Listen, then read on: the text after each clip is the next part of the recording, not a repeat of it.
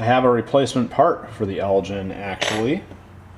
Turns out the old piece for the Elgin is dimensionally the same as the Kenmore cam gear that's still available. Now this barrel is the same size, but a little bit shorter on the Kenmore replacement part, but otherwise it looks like, and it's a brass gear, so that's going to be a nicer machine when it's done. But to get this in, I did have to remove the control arm that goes from here over to the needle bar, because that plastic gear had split, so the shaft was narrow, but the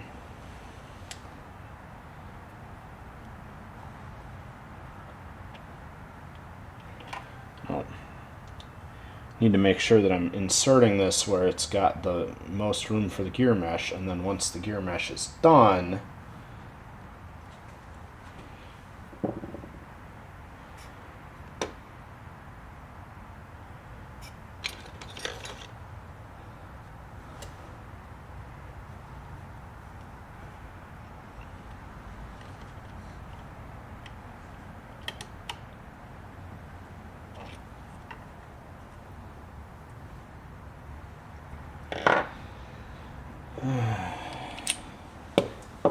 come on.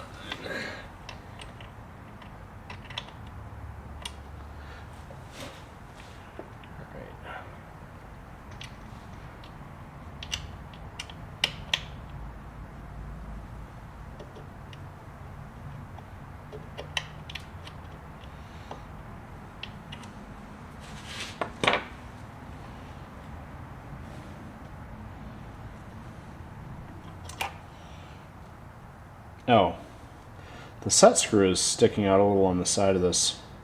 Weird. Alright, filed that set screw smooth. Now we can just drop this in place. And since I have to assemble the entire other rest of this machine before I can time it, we're going to have to use the set screws on the drive gear. But the nice thing about this new part is that it has a screw slot in top for setting the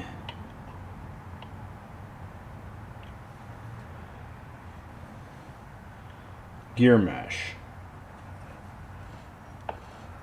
There we go.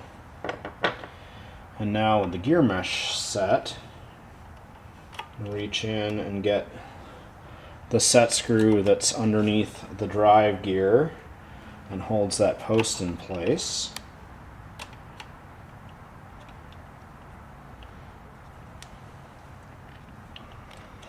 Alright, and now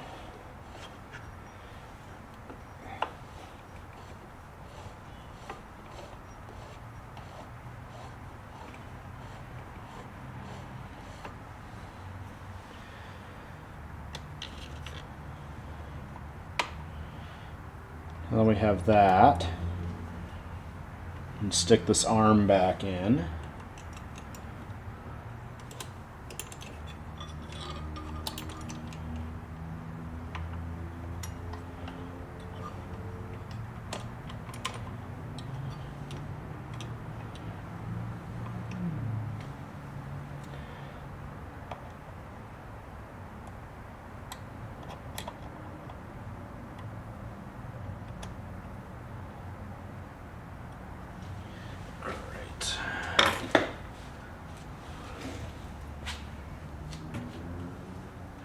You can see how that arm is stiff, and it's right above the gear location, so it was in the way of the gear slipping down on there. This Elgin 301, our new gear is in place. This rod has been reattached that provides motion to the needle bar, and then Next up,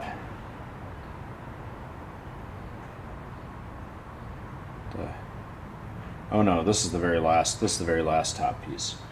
It's like there's several of these pieces with these machined grooves in them, but this is the one we want. So it's got the wide space, ball bearings, and that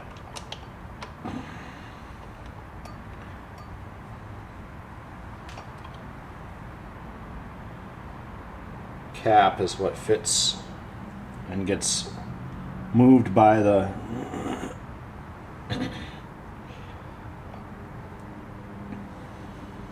cam. And then in here we need to put our sector slide.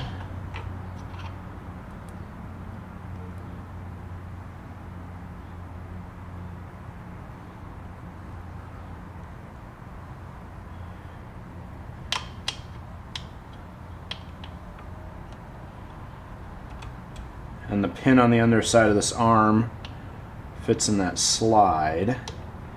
And then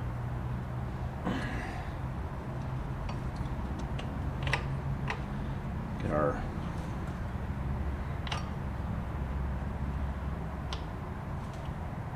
arm here to turn around. When I took this apart, this pin has a C-clip on it, and it was a mistake for me to take the C-clip off because that keeps the pin from dropping through the bottom. And it's got a screwdriver thing on it so that you can turn to get this flat facing for the set screw to hold it. So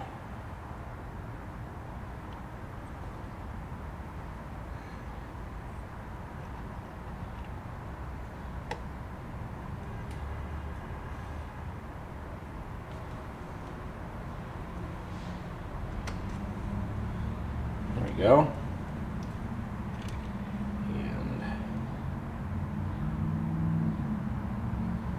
And there we are. I'm like, just set the screwdriver aside. There we go.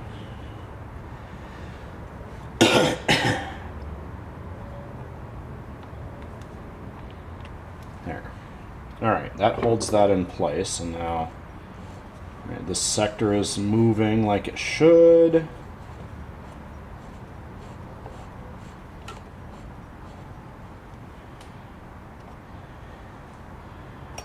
And then here,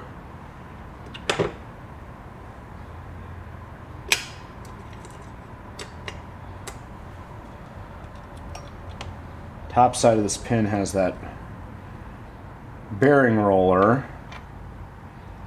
And then this piece has the machined channel that fits on that bearing roller. There.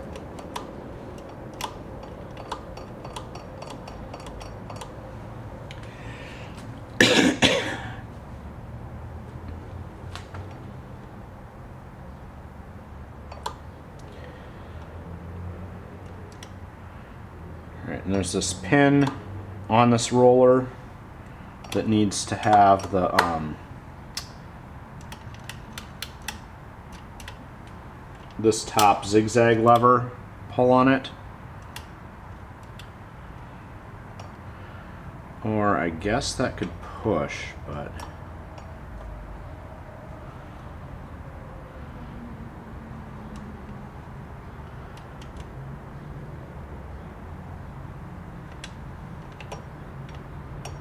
nope, definitely needs to pull. Alright. So. Oh yeah, because the spring, duh. Spring pulls it over for straight stitch, and then the lever here gets it across for zigzag. Got this retaining collar that holds that piece down in place.